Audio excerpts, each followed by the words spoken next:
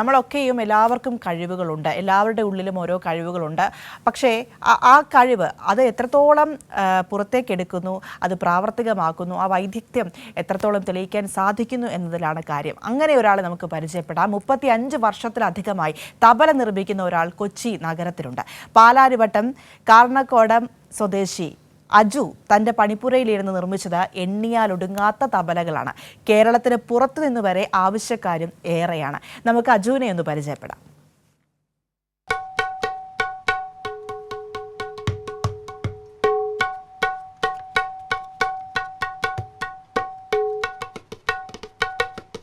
ചെറുപ്പം മുതലേ തന്നെ ഞാൻ പറഞ്ഞില്ല, എൻ്റെ അമ്മയുടെ വീട്ടിലൊക്കെ ഇതിന് തബലയുടെ വർക്കാണ്. അവിടെ നിന്ന് പഠിച്ച് ഇതിനെപ്പറ്റി അറിഞ്ഞിരിക്കണം. നാദത്തിനെപ്പറ്റി ഇപ്പോൾ ഒരാൾ വന്നിട്ട് 5-ൻ്റെ തബല വേണമെന്ന് പറയുമ്പോൾ നമ്മൾ അതനുസരിച്ച് ആ 5-ൻ്റെ ശ്രുതിക്ക് തന്നെ ചെയ്തു കൊടുക്കണം. 13-ാം വയസ്സിലാണ് കൊച്ചിക്കാരനായ അബു തബലകൾ നിർമ്മിക്കാൻ തുടങ്ങിയത്. വർഷങ്ങൾക്കിപ്പുറം നിരവധി പേർ അജു നിർമ്മിച്ച തബലകളിൽ നാദവിസ്മയം തീർക്കുന്നു.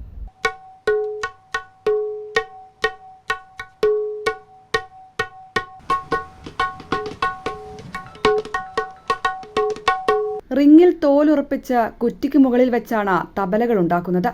തബലയുടെ ശ്രുതി നിശ്ചയിക്കുന്നത് പ്രത്യേകം തയ്യാറാക്കുന്ന മഷിയാണ്. ആവശ്യക്കാരുടെ താല്പര്യത്തിനനുസരിച്ച് മഷിയിട്ട് ശ്രുതി ക്രമീകരിക്കും.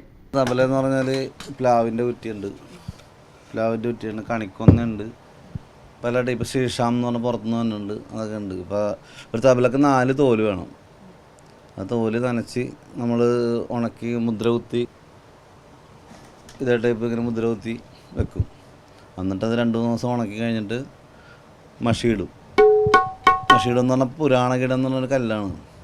പണ്ടൊക്കെ മലകളിലൊക്കെ ഇട്ടുവരുന്ന ആ കല്ല് പൊടിച്ചിട്ട് പൗഡറിലാക്കിയിട്ട് നമ്മുടെ ചോറും ഇതും കൂടി മിക്സ് ചെയ്ത് 1 മണിക്കൂർ ഇങ്ങനെ ഇതിൽ തേച്ച് പിടിപ്പിക്കുക നാദത്തിനനുസരിച്ച്.